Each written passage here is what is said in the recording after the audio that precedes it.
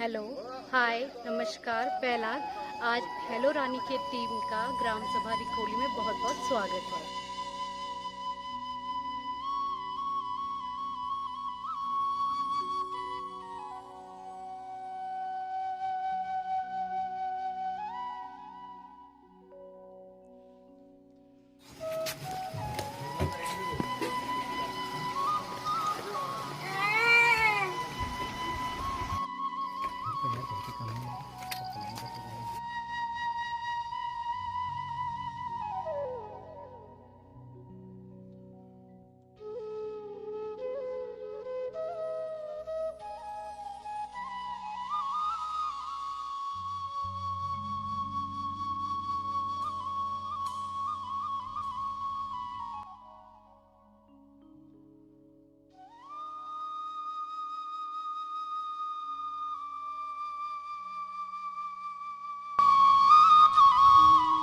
Hello hi नमस्कार पहलाक हमारे सभी उत्तराखंड वासियों को और हमारे सभी रानीखेत वासियों को। मैं मनीष सद्भावना team hello Ranikhet hello Kumaon से जब भी आते हैं आप लोग के बीच में लेके आते हैं उत्तराखंड के किसी सुपरस्टार को या फिर लोकल के किसी टैलेंटेड पर्सन को। ठीक उसी प्रकार इस वक्त team hello Ranikhet hello Kumaon ने डिसाइड किया है कि हम अपने आसपास के गाँवों में जाएंगे और गाँवों की कहानियाँ जानेंगे, उन पर एक छोटी छोटी डॉक्यूमेंट्री बनाएंगे। इस वक्त मैं मौजूद हूँ विधानसभा रानीखेत के रानीखेत से केवल 15 किलोमीटर नीचे ग्राम सभा सौखोला के तोक ग्राम रिखोली में, जहां पर मेरे संग मौजूद हैं ग्राम सभा रिखोली के एक एक्टिव पर्सन जिनका नाम है प्रकाश जोशी जी। नमस्कार सर। नमस्कार। कैसे हैं आप? बढ़िया, बहुत बढ़िया। सबसे पहले तो आपके गांव में आए और आपने जैसा कि बताया कि लगभग 40 साल बाद फाइनली गांव में रोड आ गई, क्या कहना चाहेंगे? सबसे पहले तो मैं आपका बहुत बहुत धन्यवाद करूंगा, आपके हेलो रानीखेत टीम का, हेलो कुमाऊं, हेलो रानीखेत, और आप सब लोग हमारे गाँव में आए। पहली बार कोई सोशल मीडिया से हमारे गाँव पे हमारे गाँव में आया। तो रोड के बारे में मैं क्या हेलो रानीखेत टीम को, देखो आपको बुलाने के पीछे ये सबसे बड़ा कारण था कि गांव जो हमारा सोशल मीडिया पे आए। रोड 40 साल बाद तो आई, मैंने आपको जैसा बताया, हमारे काफ़ी प्रयास रहे इसमें। तो पीछे करण मेहरा जी जो पूर्व विधायक थे उन्होंने ही हमें रोड दिए। तो जितने हमने प्रयास किए उसके लिए वो तो किए, उसके बाद अब भी हम इस प्रयास रहते हैं कि ये रोड आगे विभाग के पास जाए और इसका मतलब डामरीकरण सुधारीकरण हो, जिससे फिर से हमारा गांव जो है और डेवलप करे, विकास करे। पैतृक निवास मेरी जन्मभूमि मेरी यही है, जन्म मेरा यही हुआ है। अगर मैं बात करूं कि रानीखेत विधानसभा में ग्राम रिखोली को इस वक्त कहां पर देखते हैं आप? मनीष भाई, मैं इसके बारे में देखो, अभी हमने जीरो से शुरुआत की है। तो सबसे पहली शुरुआत जो है हमारी वो ये सड़क से ही हुई है। फिर बाकी ग्राम प्रधान से जो काम होता है उसमें जैसे सौर ऊर्जाएँ लगी हैं, कुछ मार्ग बने, और क्षेत्र पंचायत सदस्य से भी हमारे दीवारें बनी, कुछ काम हुआ। लेकिन ये एक छोटे लेवल के काम है। देखो, एक सड़क को माना गया है, उस क्षेत्र की पहचान माना गया है सड़क को। सड़क, हम दिल्ली से यहाँ तक पहुँचते तो सड़क जुड़ती है, सड़क से सड़क जोड़ के हम यहाँ तक पहुँचे हैं। तो सड़क ही एक क्षेत्र की पहचान, तो सड़क से शुरुआत हुई हमारी। तो आज हमने जीरो से शुरुआत की, हम एक पहली सीढ़ी चढ़ी, हम एक पे हैं अभी। तो आगे हम चाहते हैं कि और आगे बढ़ें, यहाँ पे क्षेत्र में रोजगार पैदा हो। कहते हैं कि मतलब एक थॉट है कि अब पहुँचियो सड़क तुम मेरे गांव में, जब तुम्हें ढूंढने लोग शहरों पे चले गए। आज भी चलो 40 साल बाद ही सही, लेकिन यहाँ पे गांव में सड़क पहुँची। कितने लोग गांव के ऐसे होंगे जो इस सड़क से लाभान्वित होंगे? देखो मनीष भाई, आज जो लोग छोड़ के चले गए हैं वो तो उनके लिए तो मैं नहीं कह सकता, लेकिन जो अगली जनरेशन है, पीछे पूर्व में अगर 2 साल पहले जाएं, कोरोना काल जो हुआ, कोविड के दौरान में, उस दौरान बहुत सारे जो लोग बाहर वापस रिवर्स पलायन हुआ, वापस आए। और इन फ्यूचर भी यहाँ के आबो हवा, अगर यहाँ पे रोजगार के अवसर पैदा हो जाते हैं तो लोग दोबारा आएंगे। सड़क मतलब आने से अगली जो जनरेशन है वो दोबारा यहाँ पर आएगी। ये एक बहुत बड़ा कारण है। मैं जानना चाहूँगा सर, इस वक्त ग्राम सभा रिखोली में कितने मवास रहते हैं? हम इस रिखोली में लगभग 50 से 55 मवास लगभग पूरे रहते हैं। और अगर आज से हम 15 से 20 साल पहले देखें तब यहाँ कितने मवास रहते होंगे? उस 50-55 में से जो देखो रिखोली में अभी फ़िलहाल में प्रेजेंट में 30-35 ही रहते हैं, 15-20 तो पलायन कर गए। उसमें हम भी शामिल हैं, हम भी चले जाते हैं। लेकिन मेरा खुद का एक जो पर्सनल उद्देश्य मेरा है, वो मैं हर 2 महीने में आने की कोशिश करता हूँ, 3 महीने 4 महीने में एक चक्कर। क्या कारण मानते हैं आपकी रिखोली गाँव से एक वक्त जब 50 लोग रहते थे, 50 परिवार रहते थे, आज 30-35 रहते हैं, क्यों इन लोगों ने पलायन किया होगा? देखो मनीष भाई, उसका मुख्य कारण है यहाँ पर रोजगार ना होना, स्वास्थ्य सेवाएं, शिक्षा। एक अच्छी शिक्षा ही हर चीज़ के दरवाजे खुलने का रास्ता होता है। तो अच्छी शिक्षा ना होना, सड़कें ना होना, सड़कें आज पहुंच चुकी हैं, लेकिन पहुंच रही हैं धीरे धीरे, पर रोज़गार बहुत ज़्यादा मुख्य लगभग 22 साल हमारे उत्तराखंड को बने हो चुके हैं। तो पिछले 22 सालों में आपकी ग्राम सभा किन किन सुख सुविधाओं से लाभान्वित हुई? देखो 20-22 सालों में हमारे गांव में पानी से जो संबंधित समस्याएं थी वो समय समय पर सॉल्व, पहले भी पानी हमारे वहाँ था, लेकिन समस्याएं जो समय समय पर आती हैं तो वो ठीक हुई हैं। कुछ पानी की एक समस्या दूर हुई है, मतलब ग्राम प्रधान के लेवल पे या ग्राम सभा के लेवल पे पानी की एक समस्या, जो मुख्य समस्या पानी है, वो उसका हमें फ़ायदा पहुँचा है। बाकी रास्ते जो पैदल मार्ग हैं वो बने हैं। सौर ऊर्जाएँ आज लगभग सबके घर पे एक लग चुकी हैं। और उसके अलावा भी और अगर मैं आपसे एक सवाल पूछूं, ये तो आपने वो चीज़ें बताई जिससे गांव लाभान्वित हुआ है, आज भी गांव आपको कहां कहां पर पीछे लगता है? कौन कौन सी सुख सुविधाएं हैं जिससे गांव आज भी वंचित है? देखो मुख्य समस्या तो मनीष भाई, ये जो सड़क है ना, इसको ये मुख्य मार्ग से जुड़ना बहुत ज़रूरी है और इसका डामरीकरण हो, जिससे देखो अभी आने वाले समय में अभी 10-15 दिन बाद बारिश का महीना, सावन का महीना शुरू हो जाता है, तो बारिश में सड़क पूरी तरह से बंद है। तो यहाँ पे जो 1-2 लोग जो टैक्सी का इस्तेमाल करते हैं, वो लोग अपना रोज़गार ही उनका बंद हो जाता है। अगर सड़क बंद हुई तो वह नीचे नहीं आ पाएंगे, गाड़ी नहीं ला पाएंगे, तो ये एक बहुत बड़ी समस्या है। सड़क का डामरीकरण होना बहुत ज़रूरी है। उसके बाद में सड़क नीचे नदी, घगास जो नदी हमसे आधा किलोमीटर दूरी पे है, तो वो वहाँ तक सड़क पहुँचे और वहाँ पे रोज़गार के कुछ अवसर पैदा हों, कुछ झील वगैरह बने। हमारे जो यहाँ से पूर्व विधायक भी रहे, प्रदेश अध्यक्ष रहे, वर्तमान में रक्षा राज्य मंत्री और पर्यटन मंत्री हैं, मैंने उनको अभी एक पत्र भी लिखा है, मैं उनसे अभी तो जाऊँगा उनसे मिलने, जैसा अपॉइंटमेंट मिलेगा। तो कि एक यहाँ पे नीचे झील बने, तिपौला से कपड़ा के बीच, ये गगास से नीचे का जो फॉरेस्ट का जो इलाका है, जो सरकार, उत्तराखंड सरकार का जो क्षेत्र, मतलब उनका खुद का इलाका है, जिस पर किसी की तरह का ज़मीन का कोई समस्या नहीं रहेगी, तो वहाँ पर एक इस तरह से झील एक बने, जो मेरा मतलब खुद का मानना है, मैं चाहता हूँ यहाँ पे एक झील बने जिससे कि रोज़गार के अवसर मिले। जो इस तोक के कम से कम 30-35 गाँव हैं, उनसे वहाँ पे उन लोगों को रोज़गार मिले जो मेहनत मजदूरी करते हैं, तो किसी तरह का रोज़गार खुद का कर सकें, जो सक्षम है या जाके रोज़गार करें, तो उन लोगों का खुद फ़ायदा होगा। लोग यहाँ की तरफ दोबारा आना चाहेंगे, अपने होम स्टे खोलना चाहेंगे।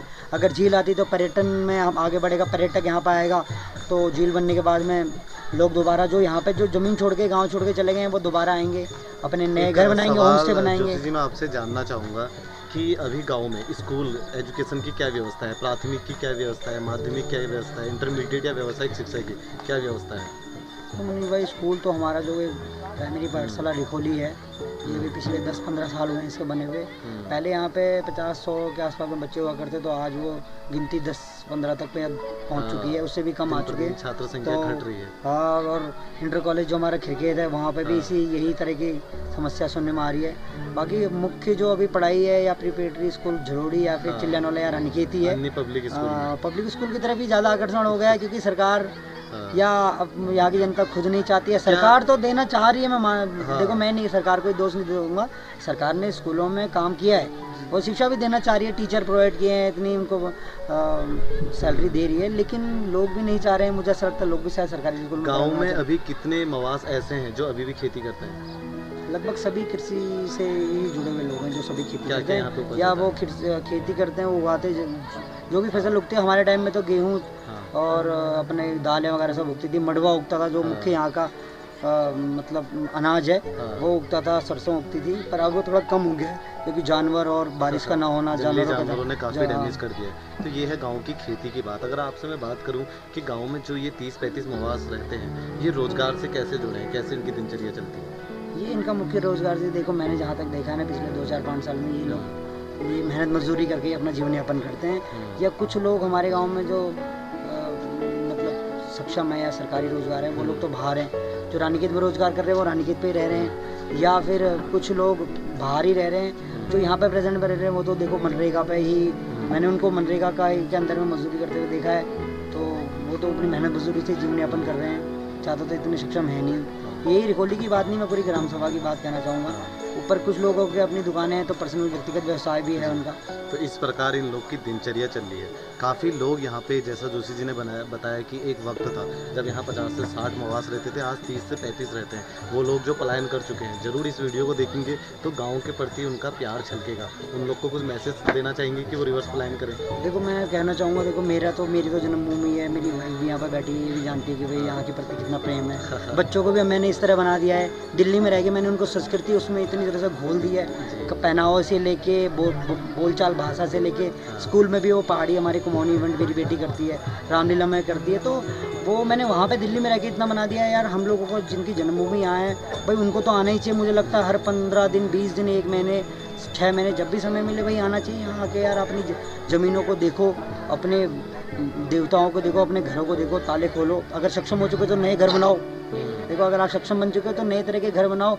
आप 50-60 लाख रुपए 80 लाख 1 करोड़ रुपए दिल्ली NCR में लगा रहे हैं, वो यहाँ लगाइए तो कम से कम किसी मटेरियल वाले का भी थोड़ा रोज़गार बढ़ेगा और किसी पिकअप वाले का भी रोज़गार बढ़ेगा। और यहाँ पे लोग भी देखेंगे भाई हाँ यहाँ गांव में कुछ नए लोग आए हैं, तो गांव की पहचान बनेगी। तो ज़रूर ये कहना चाहूँगा सभी को जो लोग यहाँ क्योंकि इस वक्त हम देख रहे हैं कि पहाड़ों पे जो तापमान है कल की बारिश के बाद शायद 30 से 35 हो चुका है, लेकिन अगर हम शहरों के तापमान की बात करें इस वक्त 50 से पार है। इतना ज़्यादा वहाँ पे गर्म है वहाँ पे। तो मैं तो कहूँगा कि पहाड़ों को आइए, यहाँ पे जो हवाएं हैं ये इतनी सर्द हैं और इतनी सुकून और इतनी शांति है। एटलीस्ट कुछ दिन बिताइए अपने पहाड़ों पे, और मैं तो कहता हूँ कि परमानेंटली आइए पहाड़ों पे। तो दोस्तों आज के इस खास एपिसोड में मैं और मेरी टीम पहुंची थी ग्राम सभा रिखोली में। आगे भी हमारे ऐसे ही एपिसोड्स आएंगे जिनमें हम अपने आसपास के गाँवों को आपको दिखाएंगे, उन गाँवों की छोटी छोटी डॉक्यूमेंट्री, बातचीत करेंगे कौन से गाँव किन किन सुख सुविधाओं से लाभान्वित हुए या आज भी किन किन सुख सुविधाओं से वंचित हैं। हेलो हाय नमस्कार पहलाग, मेरा नाम है नीरज फर्तियाल और मेरे साथ मौजूद हैं ग्राम सभा झलोड़ी के ग्राम प्रधान राजेश कुमार जी। राजेश कुमार जी से विशेष बातचीत करेंगे। गांव में अभी तक के क्या क्या कार्य वो कर चुके हैं, क्योंकि विगत 3 वर्षों से ग्राम प्रधान का पद ये संभाले हुए हैं और गांव में विभिन्न प्रकार की जो विकास योजनाएं हैं उन पर काम कर रहे हैं। तो राजेश जी नमस्कार। नमस्कार जी। कैसा रहा विगत 3 सालों का सफ़र अभी तक? सर अभी तक बताऊंगा तो बहुत ही आनंद आ रहा है इस काम को करते हुए जी। और आज आप लोगों को भी धन्यवाद देना चाहूँगा कि आप ग्राउंड लेवल पर आए हुए हैं। जो मेरे ग्राम पंचायत का एक ब्लॉक है रिखोली जी, तहे दिल से आप लोगों को धन्यवाद करना चाहता हूँ। और जैसा कि आप मेरा 3 साल का अनुभव पूछ रहे हैं जी, 3 साल का अनुभव अगर मैं बताना चाहूँ तो जिस गांव में आज हम पहले कभी हमारे पूर्वज या वर्तमान के व्यक्ति सोच नहीं सकते थे कि हम यहाँ रोड आएगी जी, तो सर्वप्रथम यहाँ पर रोड आई है। अच्छा। जिसको हम विकास की पहली सीढ़ी कह सकते हैं जी। रोड का हमने यहाँ पर रोड का काम किया है जी। दूसरा जो शिक्षा जो आज की तारीख में महत्वपूर्ण बन चुकी है। हाँ। तो यहाँ पर पूर्व में प्राइमरी स्कूल है स्कूल, लेकिन बहुत जीर्ण शीर्ण अवस्था में हो चुका है। तो इसके लिए हम तुरंत शिक्षा विभाग से मिले, अल्मोड़ा जाके मिले। आज हम इसके लिए 20 लाख रुपए वहाँ से पास करा के लाए हैं। अच्छा। बहुत जल्दी हम इस शिक्षा विभाग को एक मॉडल स्कूल के रूप में यहाँ पर हम बनाने जा रहे हैं यहाँ पर को। बहुत बहुत बधाई आपको। और वर्तमान में जैसे कि हर घर नल की सुविधा हम गाँव में दे रहे हैं जी। हर जगह पानी तो नहीं आ पा रहा है, लेकिन हम सोच रहे हैं कि दूसरे फेज में जल्द से जल्द इसको हम कंप्लीट करें और हर घर में पानी मिले यहाँ पर। अच्छा, 3 मुद्दों पे हम बात करना चाहते हैं राजेश जी।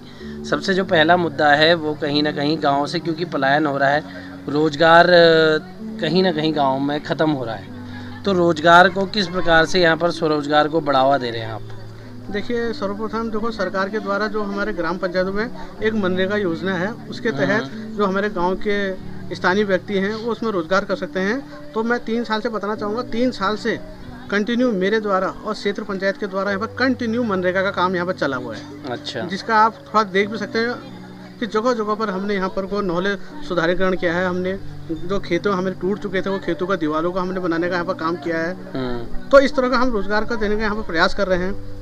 और एक सवाल है कि जैसे शिक्षा पे आपने बताया कि ऑलरेडी स्कूल के लिए आप कुछ बजट लेकर आ चुके हैं, तो स्वास्थ्य के बारे में आपका क्या कहना हुआ है?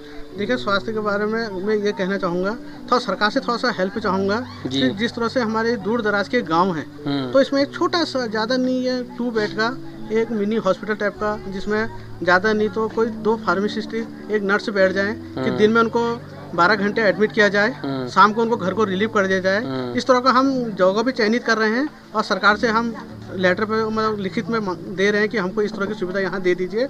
और मैं बता रहा हूँ अपने कार्यकाल में ये सुविधा सबसे पहले तोक रिखोली को ही ये सुविधा मिलने वाली है। यहाँ के लोगों को सुविधा मिलने वाली है कि उनको ज़्यादा दूर रानीखेत नहीं जाना पड़ेगा। जो हल्का सा हमारा कभी ब्लड प्रेशर, शुगर या हल्के सा बुखार दर्द हो गया, वो आप इस गाँव के अंदर में ही अवेलेबल हो जाएगा। अच्छा, तो अभी जो यहाँ से स्वास्थ्य सुविधा अगर किसी को हॉस्पिटल दिखाना है तो कितने दूर जाना पड़ता है? सीधे रानीखेत जाना पड़ता है? इसके लिए सीधे रानीखेत जाना पड़ता है सर। अच्छा, ठीक हो गया। स्वास्थ्य और रोजगार के लिए आपने बताया कि ऑलरेडी आप मनरेगा के लिए काम कर रहे मनरेगा के हैं। माध्यम आने से वाले टाइम पे कौन कौन सी योजनाओं पे काम करने वाले हैं राजेश जी? सबसे पहले तो हम यहाँ पर चाहेंगे, क्या कहते हैं, जैसे कि हमारे आजकल मनरेगा के द्वारा कि गांव में स्वरोजगार के लिए पॉली हाउस लगाए जा रहे हैं और फूलों का गार्डन बनाया जा रहा है ताकि उसमें फूल उगा सकें। और फूल जैसे गुलाब का हो तो उससे वो क्या होगा कि हम तार बाट गुलाब से कर देंगे। उसका जो निकलेगा, गुलाब से जो रस निकलेगा, उसका गुलाब बनता है, गुलाब जल बनता है। उससे क्या होगा कि गुलाब जल का भी बेनिफिट मिल जाएगा। साथ में जो हमारे बाढ़ के द्वारा जो सुअर गांव के अंदर घुस जाते हैं वो बंद रह जाएंगे, तो सुअर को कांटे तार होता है उसके अंदर नहीं पहुंच पाएंगे। तो हम गुलाब की यहाँ खेती बाड़ी करना चाहेंगे।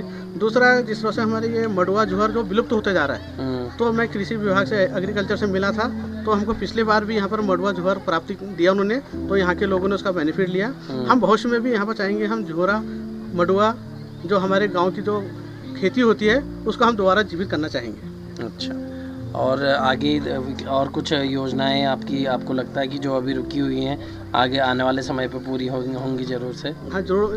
सर्वप्रथम मैं ये भी बताना चाहूँगा, देखो जिस तरह से आजकल गांव में हमारे वहाँ बाघ का बहुत ज़्यादा आतंक हो चुका है। सरकार की तरफ से कोई पर्याप्त उपाय नहीं है उसको बाघ को पकड़ने का या उससे, लेकिन एक ऐसा है कि हम घर घर, उसे तो गाँव के रास्तों के लिए है लाइटें, सौर लाइटें, लेकिन हम चाह रहे हैं कि हर घर के आसपास लाइटें लगा दें जिससे कि मतलब व्यक्ति अंदर बाहर जा सके।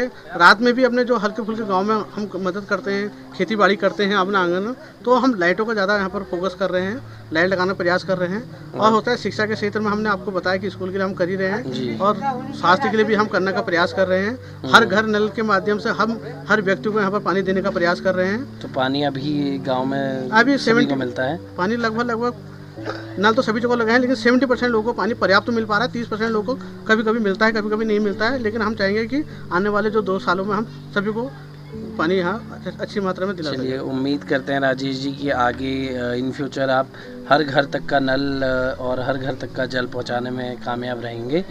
और ये थी हमारी ख़ास पेशकश और ग्राम सभा रिखोली से। आइए बात करते हैं जो यहाँ के हमारे बीडीसी मेंबर हैं नीरज तिवारी जी से जानते हैं क्या खास किया उन्होंने। तो दोस्तों, अभी हमारे साथ मौजूद हैं क्षेत्र पंचायत झलोड़ी बधाड़ के क्षेत्र पंचायत सदस्य नीरज तिवारी जी, और अभी हम मौजूद हैं गांव रिखोली में और जानते हैं इस क्षेत्र पंचायत के बारे में कि अभी तक जो सुविधाएं यहाँ पर मुहैया थी, पिछले विगत 3 साल से यहाँ पर क्षेत्र पंचायत सदस्य के रूप में कार्य कर रहे हैं नीरज तिवारी जी। जानते हैं क्या खास किया उन्होंने अपने कार्यकाल के दौरान। नमस्कार तिवारी जी, कैसे हैं आप? नमस्कार जी, धन्यवाद बहुत बहुत आपका।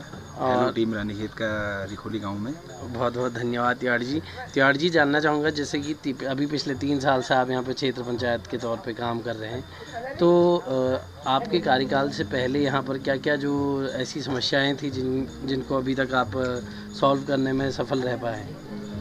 देखिए, समस्याएं तो हर ग्राम में हैं आज के समय में जी, और कभी गांव की समस्याएं पूरी हो भी नहीं सकती हैं जी, क्योंकि सरकार की और भौतिक यहाँ पे सुविधाएं ऐसी है नहीं कि हम हर सुविधा को यहाँ पे धरातल पर उतार सकें। तो हमारा तो क्या है कि 3 साल में हम लोगों ने सिर्फ एक तो यहाँ पे क्या मतलब मेरे द्वारा तो क्या है, मनरेगा एक विभाग है उसके द्वारा भूमि विकास का कार्य हम लोगों द्वारा यहाँ पर किया गया है। अच्छा। हाँ, जिसमें प्रधान जी ने भी मुझे बहुत सहयोग किया। अच्छा।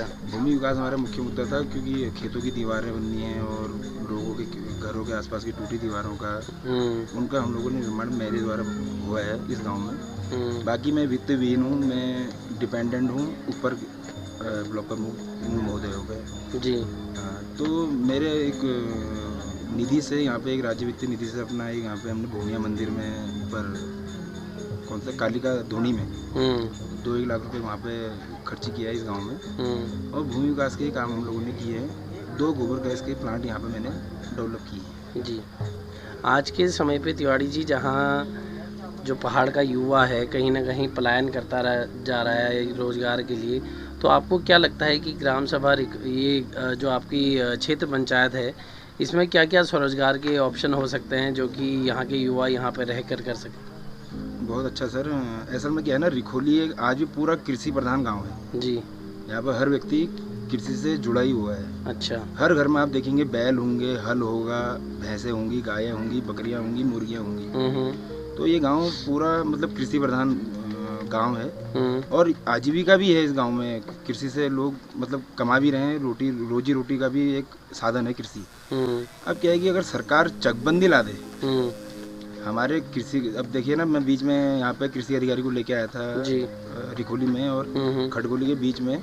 हमने कहा कि क्योंकि सर देखो, जहाँ पे कृषि प्रधान लोग हैं, जो काम करने वाले लोग हैं, वहीं पे काम करके फायदा भी है ना। अब हम कहीं और जगह बना दें जहाँ पे कृषि होती नहीं है, उसका फायदा नहीं। तो उनको लेके आया था, तो मैंने उन्हें यही बोला कि हमें सुअर रोधी आप एक बड़ी दीवारें बनवा दो, जिससे कि एक मॉडल टाइप का बना दो, चाहे आप विधानसभा या ताड़ीखेत ब्लॉक में एक ऐसा मॉडल बना दो, 25-30 नाली, 50 नाली, 100 नाली का एक चेक बन, जिससे कि आजीविका चल जाए। उसमें ऐसा नहीं होगा कि मेरा खेत है, इसका खेत है, जिसका भी खेत है खेत तो उसी का रहेगा। और उसकी बाउंड्री वॉल अगर पूरी हो जाए तो आदमी अपना किसान, क्योंकि यहाँ का आदमी मेहनती है, आप खुद ही देखिए, भौतिक यहाँ पे सुविधाएं उतनी कुछ है नहीं जी।